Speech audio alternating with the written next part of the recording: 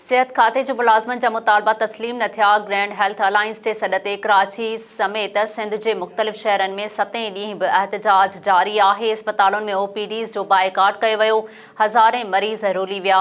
SS news जे नुमाइंदनि मूजिबि grand health alliance Karachi में peoples square वारे पासे मेन गेट ते धरणो हयो वियो। धरणे जी क़यादत डॉक्टर महबूब नूनारी, एजाज़ कलेरी ऐं ॿिया करे रहिया आहिनि। सिंध जे मुख़्तलिफ़ ज़िलनि मां सिहत खाते जे मुलाज़िमनि धरणे में भी शिरकत कई। मुलाज़िम प्रेस क्लब आॾो एहतजाज बाद समूरियूं रुकावटूं टोड़े सिंध सेक्रेटरीट पहुची विया। पुलिस जो वॾो अंग पिणु मौजूदु आहे। मुज़ाहिरीन ऐं पुलिस में छिकताण तेज़ थी वई।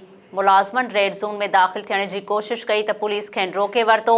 हैदराबाद, टंडोॼाम, चंबड़, मोरो, ठुल, डोकरी, मीरो ख़ान ऐं ॿियनि शहरनि जी अस्पतालुनि में कम छॾ हड़ताल कई वई। अॻवाणनि जो चवणु आहे त मुतालबा तस्लीम थियण ताईं एहतजाज बि जारी रखियो वेंदो।